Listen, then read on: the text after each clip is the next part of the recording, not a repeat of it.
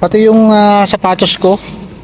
Ramdam ko yung init na pumapasok sa paa ko.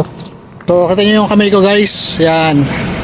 Ganyan yung kamay na talagang ginagamit para makasweldo. Pwede na.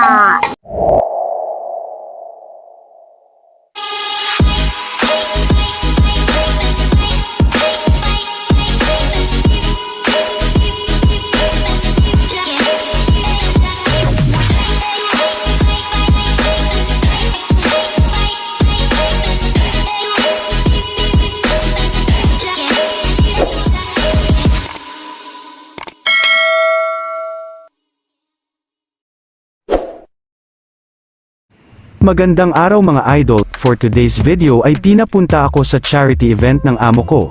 Sigurado na mapapalaban na naman ako sa initan dito, dahil pagkarating ko pa lang ay ramdam ko na ang init ng araw. So bali dalawa kami ni Kuya Leo dito na gagawa sa electrical, kaya lang ay malimit siyang umaalis dahil sa pagbili ng mga kailangang gamit. Ito yung unang pagkakataon na pinapunta ako dito para mag-install ng mga power supply para dito sa event ng amo ko. Kaya mga idol, samahan nyo ako sa video na ito upang maipakita ko sa inyo kung ano ang iba't ibang trabaho namin dito sa abroad.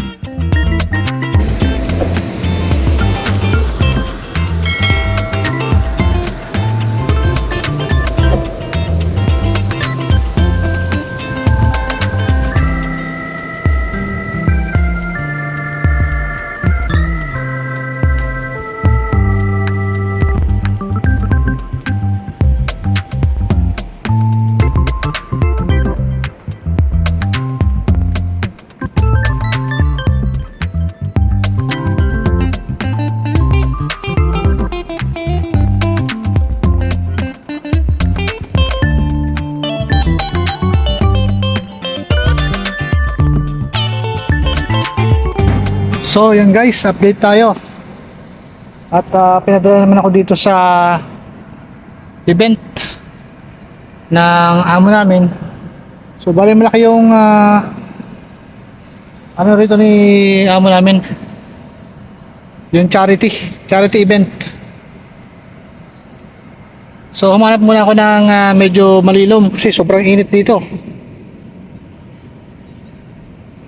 So, kita nyo yung kamay ko, guys. Yan. Ganyan yung kamay na talagang ginagamit para makasweldo. Galing ha? So, yan, maraming makita nyo, marami yung mga, ang tawagin dito, balona. Yan, no? Yung mga slide. So, focus natin yan, guys. So, ayan, guys. Nag-umpisa na silang magtayo ng mga balona. So, bali humanap lang ako ng masisilungan kasi sobrang init. Pati yung sapatos ko, ramdam ko yung init na pumapasok sa paa ko. Kaya dito ako sa sulok. So guys, yung pinagtayo ng event dito. So yearly, nagtatayo sila ng ganito. Last year parang hindi yata sumali yung amo namin dito sa charity event. So medyo malawak yan, meron pa doon sa kabila. Pero yung pinaka area ng amo namin dito sa event, yun makikita nyo na may parang yung puti na yun. Medyo malaki din, yun yung lalagyan ko ng LED.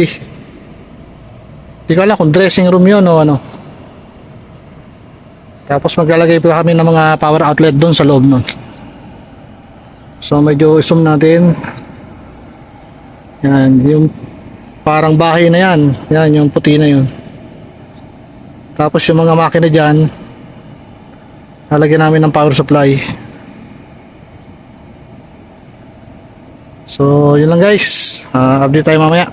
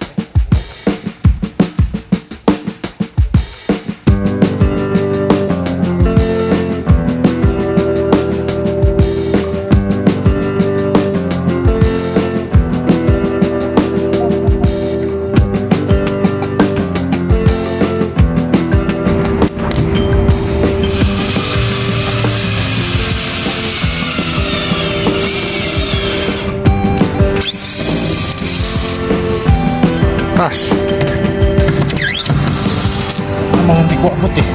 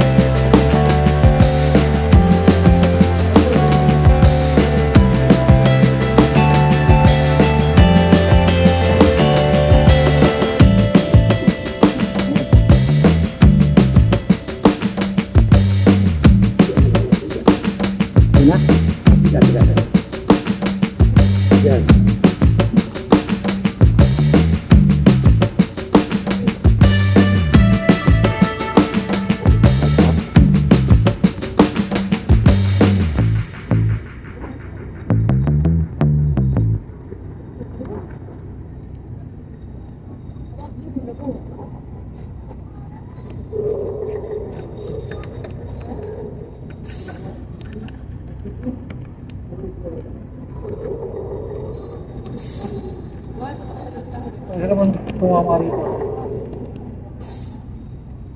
Tagilid, tagilid. Tagilid yung ano?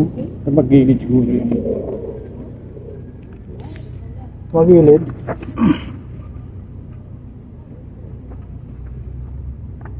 Yan.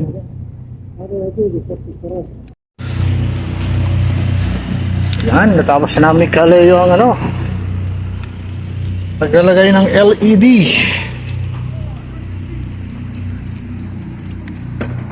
Pati itong logo ng ano. Ewan ko ba kung anong logo yan. So yan. Nag-energize na namin itong LED rito. So ito guys yung ano. Yung pinakaming power source namin, nilagyan namin ng rampa. Kaya para hindi maka-aksidente sa mga dumadaan dito. Ito yung natapos namin. Yan, at ngayon, gabi na naman.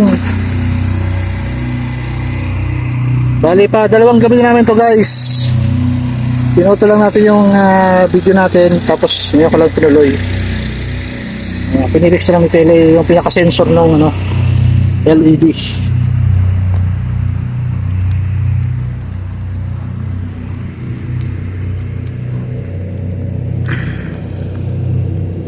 Ano, bayaran kaya tayo dyan? Saan ba? Meron yan, iwawalan yan.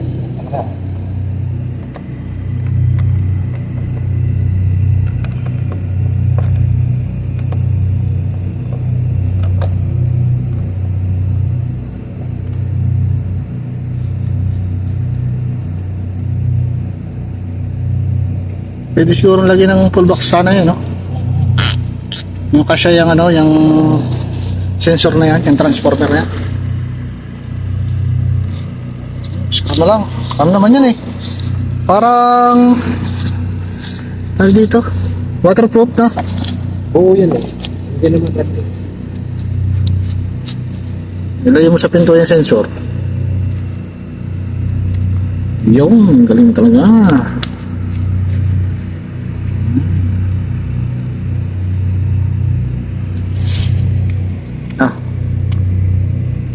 Ano yung paputas na.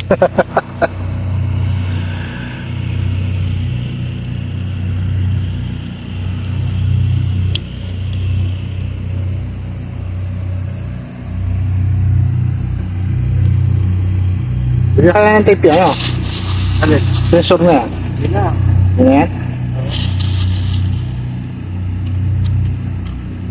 Ano yung magagalaw-galawin na yan, no? Hindi na. Nakakabas naman ito na. Magalaw pa nila yan, eh, abala sila sa ano dyan. Paso.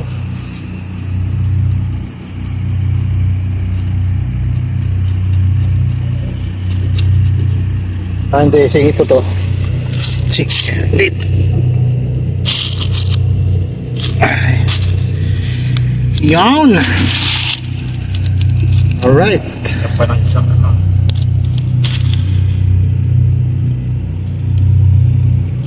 Hindi ko na sinagad dito yung LED kasi gawa nitong wire niyan eh.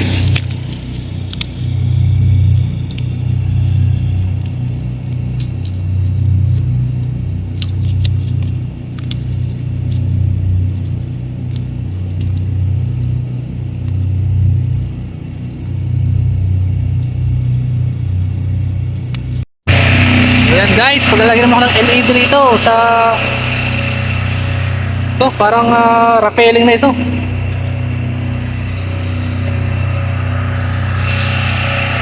Ah, dito kami maglalagay. Liwanag.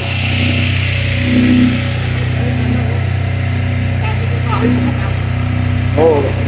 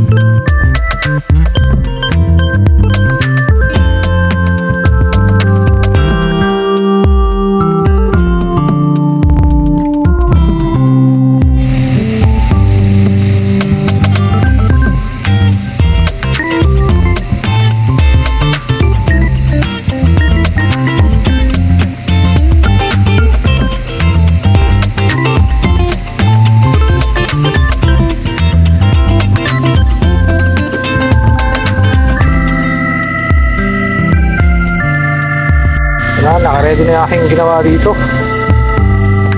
So, testingin lang natin kung gagana. Pag hindi gumana to, baliktad.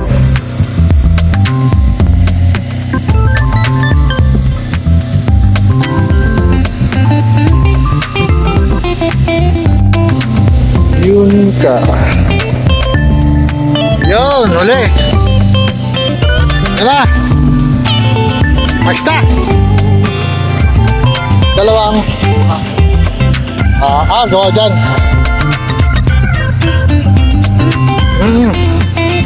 Testing.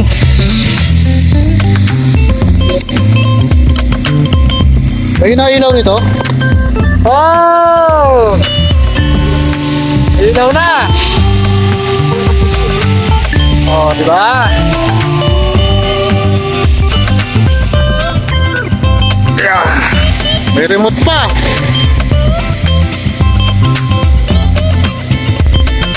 Tips ko na lang to, lagyan kong tape.